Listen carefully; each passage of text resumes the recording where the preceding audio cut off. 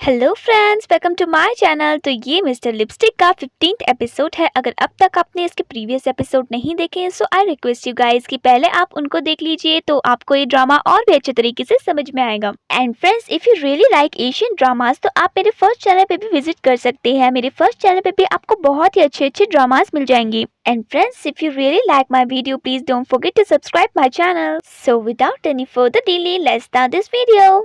तो फ्रेंड्स, जैसा कि आपने पिछले एपिसोड में देखा ही था कि वे को पता चल जाता है कि काओ कितना ज्यादा कुमारिका को पसंद करता है, और यही सब देखकर उसे काओ पर और कुमारिका पर दोनों पर भी बहुत ज्यादा गुस्सा आता है। और इसीलिए अब वो ये डिसाइड करती है कि अब वो किसी न किसी तरीके से इन दोनों को अलग कर ही रहेगी और इन दोनों से अपना बदला लेकर ही रहेगी।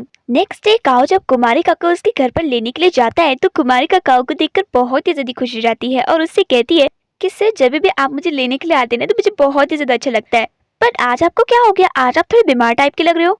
तो काओ कहता है कि हाँ, जरा बिजनेस के काम से मैं थोड़ा थक गया था, इसलिए मैं रात को ठीक से सो नहीं पाया हूँ, तभी शायद मैं तुम्हें थोड़ा सा थका हुआ भी लग रहा हूँ। तो कुमारिका कहती है कि अच्छा, पर आपने जो मुझे कल फ्लावर का बुके दिया था ना, वो मुझे बहुत ही ज्यादा पसंद आया। मैं बस रात को उसी को देखने पे लग रही थी।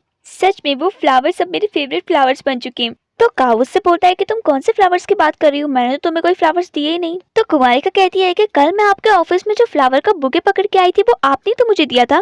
तो काओ उससे कहता है कि नहीं, वो बुके तो मैंने नहीं दिया था तुम्हें। तो ये सब सुनकर कुमारिका काफी शॉक हो जाती है और उसको कुछ भी समझ में नहीं आता है कि काओ ये क्या कह रहा है, क्योंकि उसको तो अब तक यही लग रहा था कि वो बुके उसे काओ नहीं दिया है। तो काओ उससे कहता है कि भले ही वो बुके मैंने तुम्हें नहीं दिया है, लेकिन मैं भी सोच रहा था कि मैं तुम्हें बुके दूं, पर जैसे मैंने तुम्हारे हाथ पे बुके देखा तो मुझे लगा कि किसी ने ऑलरेडी ही तुम्हें बुके दे दिया है, अब मैं तुम्हें बुके देकर क्या करूंगा। तो इसी तरीके से जैसे ही कुमारिका काओ की बात सुनती है तो वैसे ही वो उस बुके को पकड़ती है और डस्टबिन में डाल देती है और उससे बोलती है कि मुझे लगा था कि तुम मेरे लिए बुके लेकर आए हो, इसीलिए मैं इस बुके को देखकर इतनी ज्यादा एक्साइटेड हो गई थी, बट जब तुम ही ये मेरे लिए नहीं लेकर आए हो तो इसकी मेरी लाइफ में कोई भी अहमियत नहीं है। तो काओ उससे बोलता है कि भले ही ये बुके मैं तुम्हारे लिए नहीं लेकर आया हूँ, बट जो तुम्हारे लिए बुके लेकर आया होगा उसको पता चलेगा कि तुमने इस बुके को डस्टबिन में डाल दिया तो उसको सच में बहुत ही ज्यादा बुरा लगेगा। तो कुमारिका उससे बोलती है कि तुम बोल तो बिल्कुल सही रहे हो, लेकिन मैंने इस गिफ्ट को इसलिए एक्सेप्ट किया था क्योंकि मुझे लगा था कि ये गिफ्ट तुम मेरे लिए लेकर आए हो, बट अब सब चीज क्लियर हो चुकी है, इसलिए मुझे ये गिफ्ट नहीं चाहिए। तो कुमारिका की ये सब बातें सुनकर काओ थोड़ा सा स्माइल करता है और उससे कहता है कि कुमारिका, मुझे माफ करना कि मैं तुम्हें पहले गिफ्ट नहीं दे पाया, बट मैं तुम्हारे लिए एक प्यारा सा बुके लेकर आऊंगा।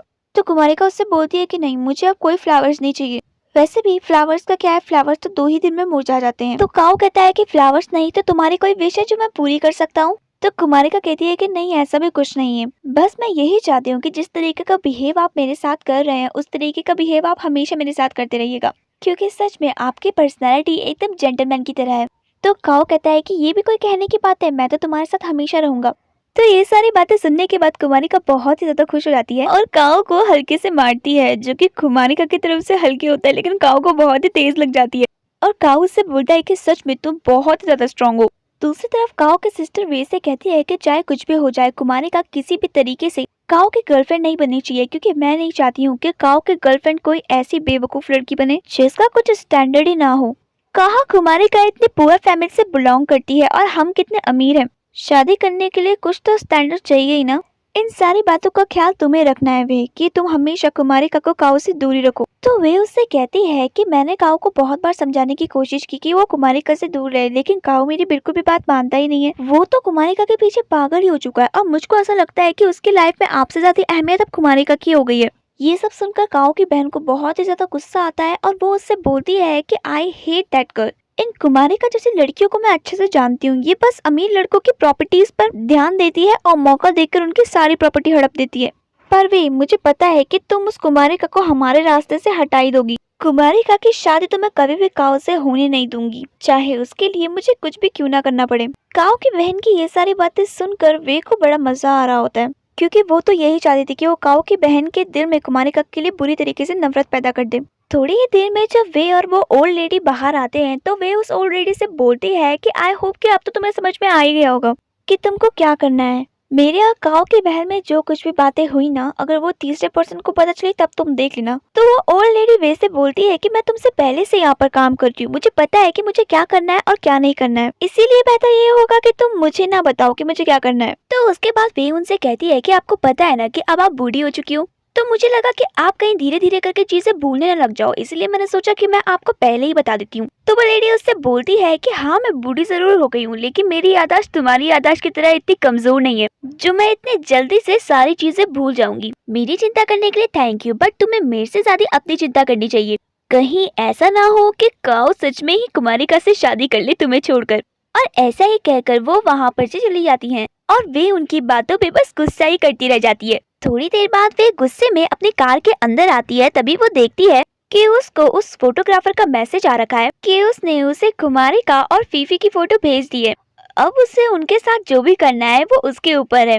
उस फोटोग्राफर का ये मैसेज देखकर वे बहुत ही ज्यादा खुश हो जाती है। थोड़ी देर बाद सभी मीटिंग रूम में बैठे होते हैं और वे का इंतजार कर रहे होते हैं, क्योंकि सारी फोटोज वे के ही पास होती है। काऊ उन सभी को बताता है कि वे ने उसे कॉल करके बताया था कि उसको आने में थोड़ा सा देर हो जाएगा।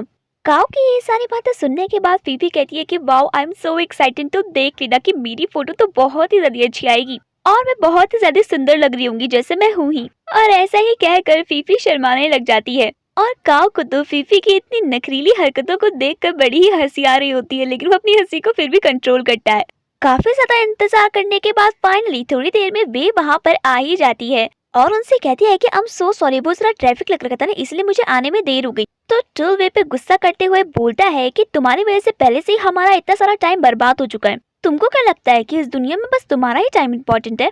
अब ज्यादा टाइम और ना बर्बाद करते हुए तुम मुझे वो पेन ड्राइव दो। तो उसके बाद वे टुल से माफी मांगती है और उससे कहती है कि सबसे पहले हम जल्दी से फीफी की फोटोज देख लेते हैं।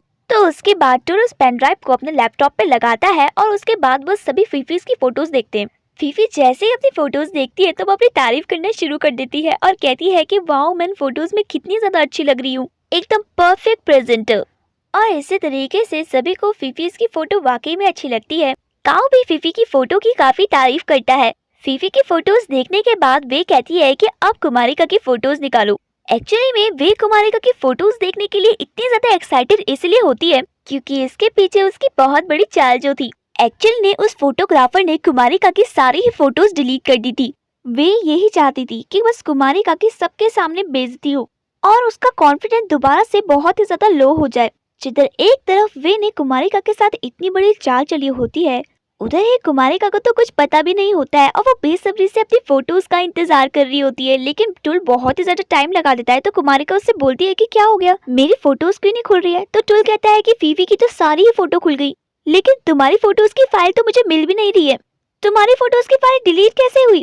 तो यही क्वेश्चन वो वे से पूछता है। तो वे उससे बोलती है कि मुझे कहाँ से पता होगा, मैं तो अभी ये पेन ड्राइव लेकर आ रही हूँ। तुम मुझ पर इस तरीके से शक कैसे कर सकते हो? मैं भी तो इस कंपनी की मेंबर ही हूँ ना, मैं तुम सभी के साथ धोखा कैसे कर सकती हूँ? तुम भी ना। ये सारी बातें सुनकर कुमारिका बहुत ही ज्यादा उदास हो जाती है क्योंकि उसने उस फोटो खिंचाने के लिए कितनी ज्यादा मेहनत की थी। ऊपर से उसका फर्स्ट टाइम था, उसको भी अपनी फोटोज देखनी थी, वो भी अपनी फोटोज देखने के लिए बहुत ही ज्यादा एक्साइटेड थी।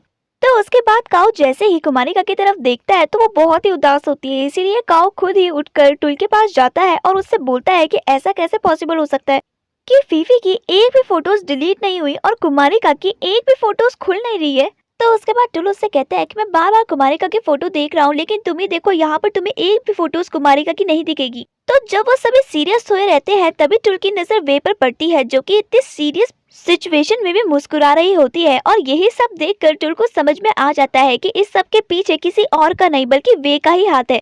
जैसे ही वे देखती है कि उस फोटोग्राफर ने उसका पूरा काम कंप्लीट कर दिया है तो वो उसके बैंक अकाउंट में पैसे भिजवा देती है। और यही सब देखकर वो फोटोग्राफर भी बहुत ही ज्यादा खुश हो जाता है और उसके बाद वो वे को मैसेज करता है। जैसे ही वे उसका मैसेज देखती है तो वो वहाँ पर से वॉशरूम चली जाती है।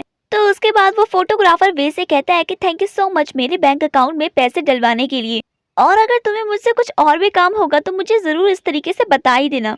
मैं कुछ दिनों के लिए यहाँ पर से कहीं और जा रहा हूँ ताकि कोई भी मुझे पकड़ ना पाए, और तुम टेंशन मत लो, तुम बिल्कुल भी नहीं फंसोगी। उस फोटोग्राफर के सारे मैसेज देखकर वे मुस्कुराने लग जाती है और उसको बहुत ही ज्यादा खुशी मिलती है। कुमारिका को इतने तकलीफ में देखकर वे तो बस हमेशा से यही चाहती थी कि कुमारिका हमेशा इसी तरीके से उदास रहे और काऊ भी उससे दूर ही रहे। वे को ऐसा लगता है कि ये सब कर कर वो काऊ को और कुमारिका को बहुत ही बड़ा दुख देगी, लेकिन उसको क्या पता था कि इसी सब की वजह से वो दोनों और भी ज्यादा क्लोज हो जाएंगे। दूसरी तरफ कुमारिका अकेले खड़े होकर बहुत ही ज्यादा उदास होती है और यही नहीं, उसके हाथ भी शिविर कर रहे होते हैं। तो वो अकेले खड़े होकर अपने आप को एक काम डाउन करवा रही होती है और कहती है कि कोई बात नहीं, हर प्रॉब्लम का सोल्यूशन होता है और इस प्रॉब्लम का भी पक्का कोई सोल्यूशन होगा, सब कुछ बहुत ही जल्द ठीक हो जाएगा। पर मैं इस तरीके से कांप क्यों रही हूँ, पता नहीं मुझे तो ज्यादा डर क्यों लग रहा है। मैंने कितनी मेहनत से वो सारी फोटोज खिंचवाई थी, सब कुछ बर्बाद हो गया। तो जब ऐसे ही वो ये सब बातें सोच रही होती है तभी उसके पीछे से काव आ जाता है और काव को पता होता है कि कुमारी का ये सब चीजों को देखकर बहुत ही ज्यादा उदास होगी, इसलिए वो उसके सामने आता है और उसके सामने आते ही वो उसको गले लगा लेता है और उससे बोलता है कि तुम्हें टेंशन लेने की बिल्कुल भी जरूरत नहीं है, सब कुछ बहुत ही जल्द ठीक हो जाएगा। जब काव कुमारी का को गले लगाता है तो उसी टाइम उसके लिए सब कुछ ठीक हो जाता है और उसके बाद कुमारी का काव से कहती है कि सर मैं आप पे बहुत ही ज्यादा बिलीव करती हूँ और मुझको पता है कि आप बहुत ही जल्द ये सब कुछ ठीक कर दोगे। मुझको ये तो नहीं पता है कि ये सब किसी ने जानबूझकर किया या गलती से किया, लेकिन आप मेरे साथ हो तो इसी बात की मुझे बहुत ही ज्यादा खुशी है। तो जब काव ने कुमारी का को इसी तरीके से गले लगाया होता है तभी उसके पीछे से फीफी आ जाती है और फीफी उन दोनों को देखकर बहुत ही ज्यादा शॉक हो जाती है। ये सब देखकर उसका दिल टूट जाता है, उसको बहुत ही ज्यादा बुरा लगता है, लेकिन वो वहाँ पर कुछ भी नहीं कहती है और चुपचाप वहाँ पर से चली जाती है। और उसके बाद वो सीधे टुल के ऑफिस में जाती है तो टुल उससे कहता है कि क्या हुआ, आज तुम मेरे ऑफिस में कैसे आ गई, और टाइम तो तुम हमेशा बस काव के ऑफिस में जाई रहती हो। तो फीफी उससे कहती है कि मुझे नहीं जाना अब उसके ऑफिस में, वहाँ पर दो लवर्स जो खड़े हो रखे हैं। तो उसके बाद टुल फीफी की बातें सुनकर हंसने लग जाता है और उससे कहता है कि मैं तुमको यही तो समझाना चाहता था कि वो दोनों एक दूसरे से प्यार करते हैं और तुम उनके बीच में आ रही हो। अगर काव वाकई में तुमसे प्यार करता तो मैं तुम्हें कभी भी उससे प्यार करने के लिए रोकता नहीं, लेकिन उसके दिल में जब तुम्हारे लिए कुछ फीलिंग्स ही नहीं है तो मैं भी उससे तुम्हारे प्यार के बारे में कैसे बोल सकता था। हालांकि मैं उसका बेस्ट फ्रेंड हूँ, लेकिन हर किसी की अपनी चॉइस होती है और मैं उसको अपनी बहन की वजह से उसका प्यार छोड़ने के लिए थोड़ी बोलता। तो फीफी उससे बोलती है कि अब मैं सब कुछ समझ गई हूँ, प्लीज मुझसे ये सारी बातें मत बोलो, मुझे सच में बहुत ही ज्यादा हर्ट हो रहा है ये सब सुनकर। बट अब मुझे सच में पता चल चुका है कि काव के दिल में मेरे लिए कोई भी जगह नहीं है एंड आई थिंक कि मुझे उससे दूर ही रहना चाहिए। बट कुमारिका की फोटोज गायब कैसे हुई, अब उसकी वजह से कहीं तुम्हारी जॉब तो खतरे में नहीं आ जाएगी ना? इस सब के पीछे कौन होगा, मुझे तो कुछ भी समझ में नहीं आ रहा है। तो टुल उससे बोलता है कि इस सब के पीछे कौन है ये जानना जरूरी नहीं है, अभी इस प्रॉब्लम का सॉल्यूशन निकालना बहुत ही ज्यादा जरूरी है। तो फीफी उससे बोलती है कि तुम क्या करोगे अब? तो उसके बाद टुल उससे कहता है कि मेरे पास इस प्रॉब्लम का सॉल्यूशन है। उसके बाद वो उससे बोलता है कि उसने पहले ही उन सारी ही फाइल्स की कॉपी करवा दी थी जो उसके पास अभी भी है, क्योंकि उसको पता था कि ऐसा कुछ तो जरूर होने वाला है। तो ये सब देखकर फीफी टुल से कहती है कि वाकई में तुम बहुत ही ज्यादा दिमागदार हो, ठीक ही हुआ जो तुमने इन फाइल्स की कॉपी करवा दी थी, अगर तुम ऐसे नहीं करते ना तो आज तो कुमारिका के सारी ही फोटो गायब हो जाती। अगर उसकी फोटो गायब हो जाती तो इस बात से मैं बहुत ही ज्यादा खुश होती, लेकिन उसकी वजह से तुम्हारी जॉब खतरे में पड़ जाती। ये सब देखकर मुझे बहुत ही ज्यादा गुस्सा आता और जितनी नफरत मैं कुमारिका से करती हूँ ना उससे ज्यादा प्यार मैं तुमसे करती हूँ, इसीलिए मुझे अब इस बात से कोई भी प्रॉब्लम नहीं हो रही है। और वैसे भी मुझको पता है कि कुमारिका को पोज मारने तो आते नहीं है, तो उसकी फोटोज पक्का ही बहुत ही बेकार आई होंगी। थोड़ी देर में टुल कुमारिका की फोटोज सभी कंपनी के मेंबर्स को दिखाता है और कुमारिका की फोटो सबको ही बहुत ज्यादा पसंद आती है। सभी कुमारिका की फोटो देखकर उसकी बहुत ज्यादा तारीफ करते हैं। ये सब देखकर काव और कुमारिका बहुत ही ज्यादा खुश होते हैं, लेकिन जितना खुश ये दोनों होते हैं उतनी ही ज्यादा दुखी होते हैं वे और फीफी। फीफी तो इसलिए दुखी होती है क्योंकि वो चाहती नहीं थी कि सबके सब कुमारिका की तारीफ करे, तारीफ होनी चाहिए थी तो बस फीफी की, ऐसा फीफी को लगता था। बट कहते हैं ना कि बुरे काम का नतीजा हमेशा बुरा ही होता है। कहा वे ने सोचा था कि कुमारिका की फोटोज हटाने के बाद सभी उसका मजाक उड़ाएंगे और उसको ताना मारेंगे, बट जैसा वे ने सोचा था ऐसा कुछ भी नहीं हुआ था और उसका प्लान उसी पर भारी पड़ गया था।